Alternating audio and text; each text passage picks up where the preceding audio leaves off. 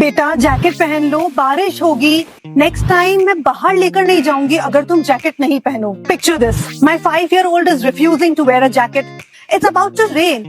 Every parenting book, every aunt you meet, every expert says, let them face the consequences, then only they are going to learn. What if I told you that doing this without support can harm your child's brain development and also your relationship with them? Hi, I am Rahila Tayyabi, a trauma-informed parenting coach, and I'm here to share my journey from being that frustrated mom to understanding why traditional consequences don't work, what brain science says about punishment, and the one shift that completely changed my parenting approach. I help parents move from daily chaos to genuine connection using brain-based insights and my own lived experience as a mom who has been there. If you're exhausted from those daily power struggles and want to build real trust with your child, subscribe and hit that bell icon. Today, I am sharing my story of completely rewriting the parenting script. Let's start with this foundational truth that changed everything for me. Connection over correction always. And I will show you exactly through my journey. So there I was getting ready to go out with my son. Dark clouds were gathering and I could feel that there'll be rain coming. I told him, "Beta, jacket pehan lo." He looked at me and said, "Nahi chahiye." Now, the old me from just 2 years ago might have said something like, "Wear it or I can't take you." Even when I knew I had made plan with my friends and had to meet them at the park. Or worse, I might physically force him into it while he cried. But instead, I took a deep breath. I quietly packed his jacket into my bag. We walked out of the door together. 10 minutes later, as we were walking, the first raindrops started falling. He looked up at me and said, "Mama, ठंडा लग रहा है." I simply took out his jacket and handed to him. No lecture, no मैंने कहा था ना, no I told you so moment.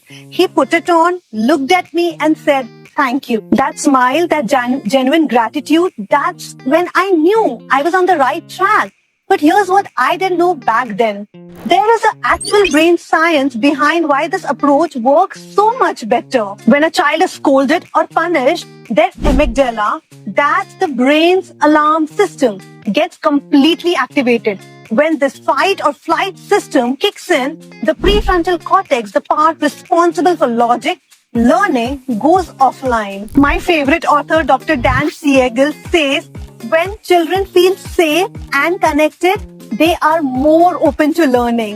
When they feel threatened, they close down. So forcing my son to wear that jacket might have won me that battle in that moment. But I would have lost the long-term lesson and my child would have lost trust in me. Let me be completely honest with you about something. I was the queen of empty threats. अगर ये नहीं किया तो कभी screen नहीं मिलेगा. Birthday party cancel, हाँ, if you don't clean your room right now. मैं तुम्हारे पापा को फोन कर दूंगी. I used to say these dramatic things almost daily. But what I didn't realize that nobody told me also is that I was actually teaching my child that my words don't hold any weight. Dr. Laura Markham explains that empty threats undermine both trust and authority.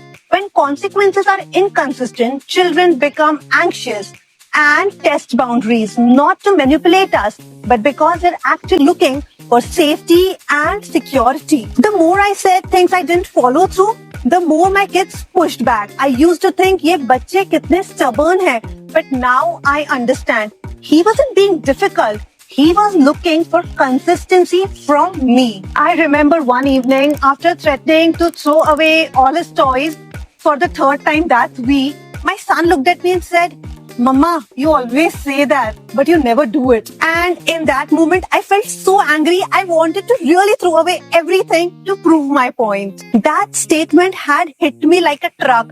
My 6-year-old was calling me out for my inconsistency. This realization led me to discover the difference between natural consequences and imposed consequences. And this became the game changer in my parenting journey.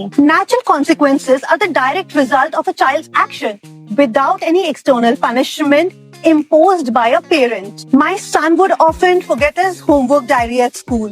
Old me would have said, "कभी किसी चीज का ध्यान नहीं रखते हो, कैसे करवाऊं मैं अब होमवर्क, सब बहाना है तुम्हारा." Then I would be calling his friends' moms to get the homework and get it done. Double work for me, double frustration for both of us. New me, I stay completely out of it. The next day, he has to face consequence with his teacher and explain why he didn't have his diary. This happened to us and he felt uncomfortable. He felt embarrassed. That discomfort, it was real. And it taught him something I never could have through punishment. He came home that day and said, "Mama, can you please remind me to check my bag before leaving for school?" This was a win. Not because he was afraid of me, but because he genuinely understood the connection between his action and the result. Natural consequences help children connect their actions with outcomes in a way that makes sense to them. Compare that with an imposed consequence like no cartoons because you forgot your book. That doesn't teach the real life link. It shifts the focus to avoiding the parent instead of understanding the behavior. According to Dr. Ross Green, the author of Explosive Child, kids do well if they can.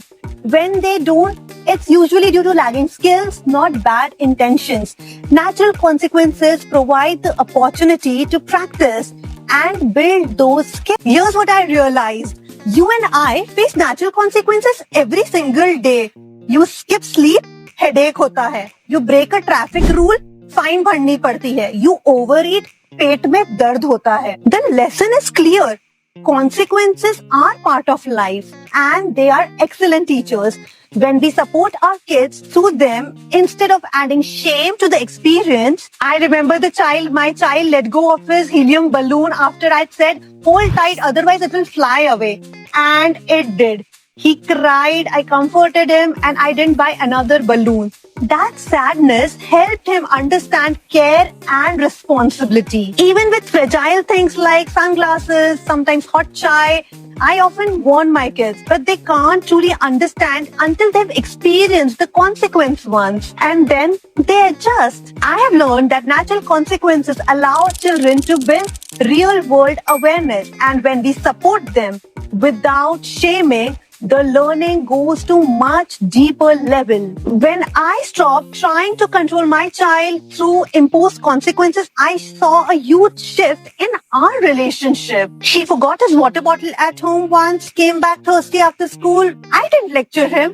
I just gave him water and said, "Pyas lag rahi hogi." Next time, he double-checked his bag on his own before leaving. Another time, he forgot his badminton racket for class. I drove it to the academy not to rescue him from the consequence, but because I wanted him to know that love doesn't disappear when you make a mistake. That's what builds secure attachment. When kids know they can count on us even when they mess up. Dr. Gordon Newfield explained, children are not looking for discipline. They are looking for connection. And it's through connection that they internalize value, not through imposed fear. So what does peaceful parenting look like in my daily life? It means guiding, not punishing. It means holding boundaries with love, clarity, not anger and control. Here's what I practice every day. Stay calm and be curious. Kya hua? What do you need right now? Allow natural consequences, but walk beside them. I am there to support, not to shame. Help them name their feelings and reflect. तुम upset feel कर रहे हो because your balloon flew away? That must have been so hard, bacha, for you. My formula has become natural consequence plus empathetic support is real learning, because if we always rescue, kids never develop resilience. But if we always punish, they develop fear. So what's the sweet spot? Letting them experience the result of their actions with you as their safe base. This week, I want you to try this with me. Before imposing any consequence, pause and ask yourself, is this a real life outcome or am I creating a punishment? Am I acting out of love or frustration? Will this build connection or push my child away from me? Then let your child face natural results with your support. No lectures, no maine kaha tha na, just presence. This is how we raise responsible, emotionally intelligent humans. Remember the jacket story I started with? 6 months later, my son sees clouds gathering. He packs his jacket himself without me saying a word. That's not disobedience. That's awareness. That's internal learning. That's the power of respectful parenting. If this resonated with you, share it with another parent who might need this shift. You don't have to be perfect. मैं भी perfect नहीं हूँ. Just open to trying something better for my kids. मैं हूँ राहिला तैयबी and I will see you next time. Take care and remember, connection over correction always.